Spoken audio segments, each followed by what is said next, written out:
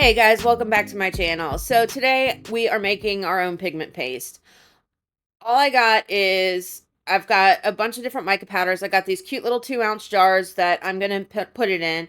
I'm using part A of the JDiction high gloss epoxy resin that I have. I always end up with more of it left over than I should, so I figured it'd be a good one to use. And we are just mixing in a bunch of mica powders into it to make it a thick paste. So I poured a little bit of the resin into my jar. You want it pasty, you want it super thick. It's supposed to be super concentrated color so that you only need a little bit of it when you're doing it.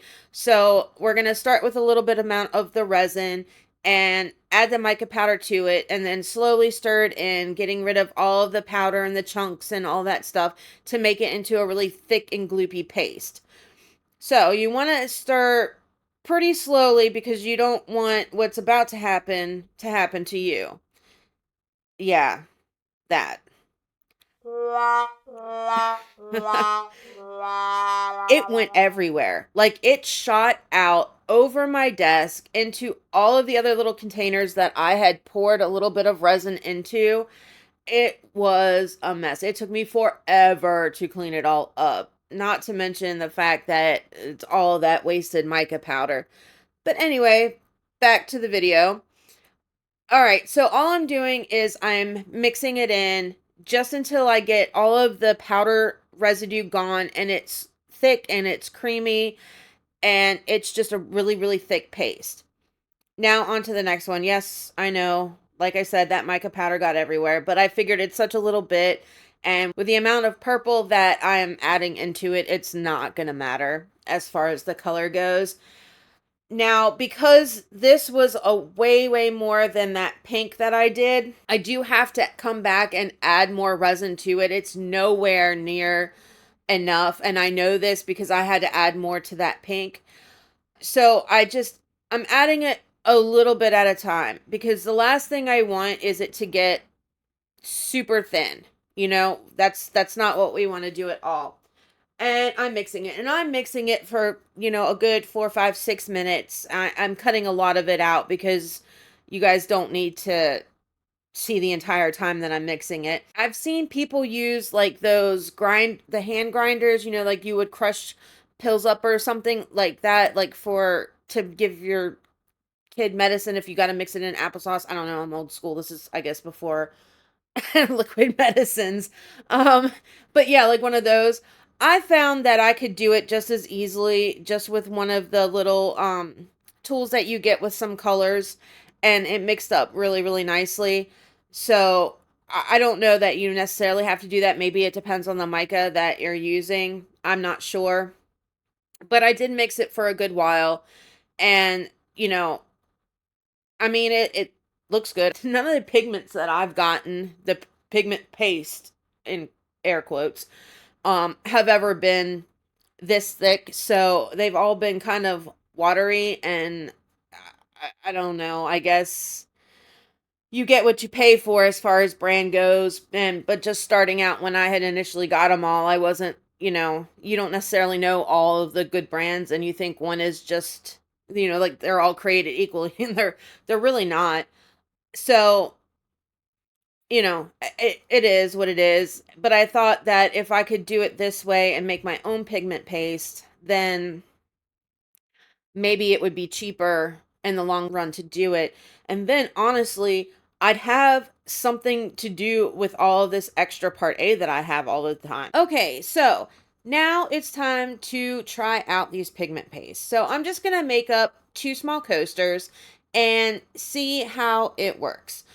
All I'm doing is I'm going to try 3 of the colors that I made. I'm not using the cotton candy color. I'm going to use the gold, the blue, and the purple, and then some clear. All I'm doing is I'm just mixing these pigments up. Now, I had made these pigment pastes about a week and a half or so ago, and they've been sitting. So once they've been sitting, you do want to make sure that you give them a mix up, really well before you use them, just in case there's any settling, or maybe I didn't mix them up good, because this is my first time using these.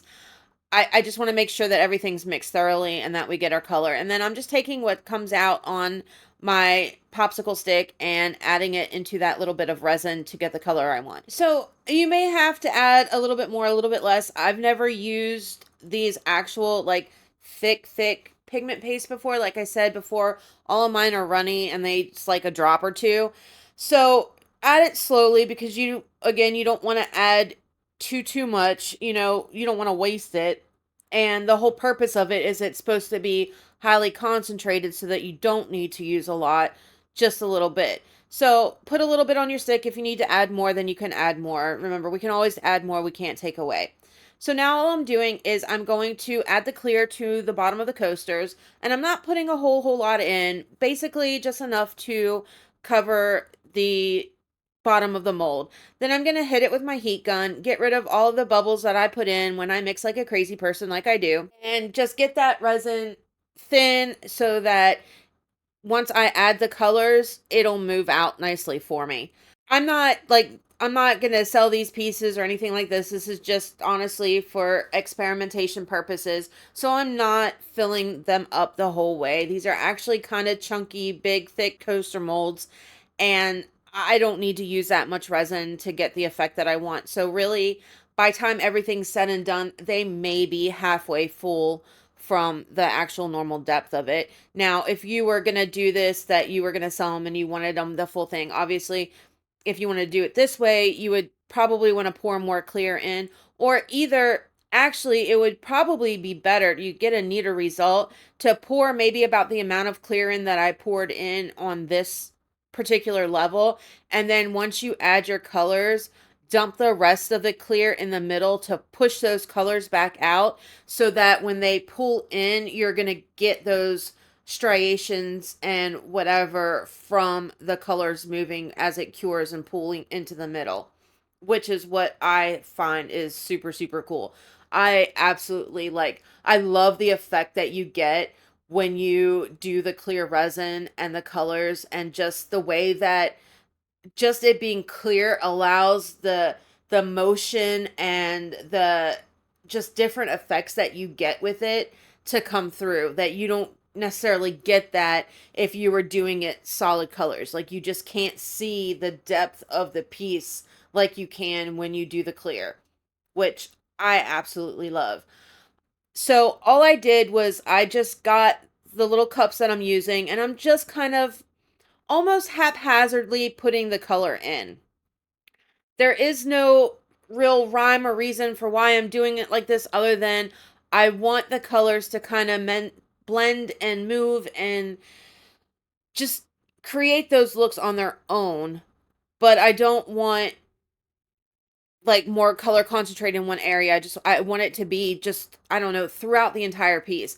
And then with a little bit of resin that I had left over, I'm just pouring it into the middle to push those colors out. Now this is where I was saying it would be more beneficial if you had more clear resin to push those colors out further. It would allow more movement and more striation to come in your piece than just a little bit that I put in. But it's what I had left, and honestly, that part was kind of an afterthought when I was doing it, so I didn't save enough. Otherwise, I probably would have saved a little bit more, and I just didn't feel like mixing more just for that. Again, they're test pieces. All I'm doing right now is around the edges, I'm putting the rest of the resin that I had left over into it.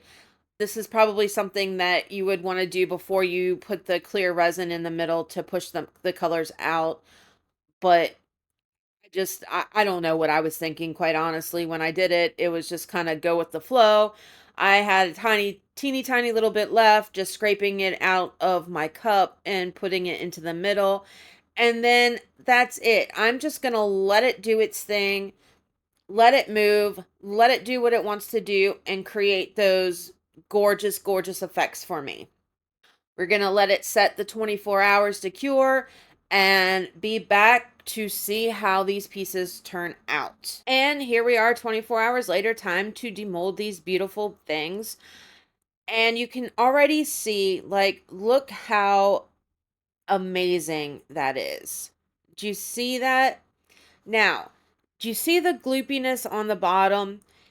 I believe that if I had more clear in the middle and pushed those colors out all the way to the edge and let them come back in, I don't think I would have the gloopy drops on the bottom of where the colors sank like that, especially that gold. I've noticed that I feel like gold or the metallic colors seem to be a little bit heavier than your other micas for whatever reason, and that's playing its part as well. Now, because I didn't fill the molds up the whole way, they have those sharp edges on it. So there's two ways that you can go about doing this. One is using the deburring tool. Now, there are certain pieces I don't have an issue with using it, but pieces like this, I I don't know, maybe I'm not coordinated enough to do it, but I absolutely suck at using this thing. Like it's the struggle is real for me and this deburring tool. I'm not even gonna lie. I have an issue. I try to do it lightly just to kind of scrape off that sharp edge, and then I wind up digging out chunks of it. So for me, using this isn't a wise thing to do because not only does it not get off what I want or it takes too much off, it's always uneven. Like I can't just go bloop and then be done and it's all nice. This is me showing you how uneven it is. Here's the other option. Just take a nail file and go around the edges with it real quick. I mean, this is sped up. I'm not moving superhuman fast, but it doesn't take long. It took me maybe 30 seconds to go around, and the edges are nice, straight, flat. You just go over it the same amount of time and it's fine and you don't have a problem. The only thing I don't like is the white edges that you get from doing it, but you can cover that up with a paint pen or put some cork over it and make that the bottom of your piece. Otherwise, to get rid of it, I mean, I would just recommend filling the mold up the whole way. All right, guys, that is it for this one. Next week, we start Christmas. Like, subscribe, share, all that good stuff. And I will see you guys in the next one. Love ya. Bye.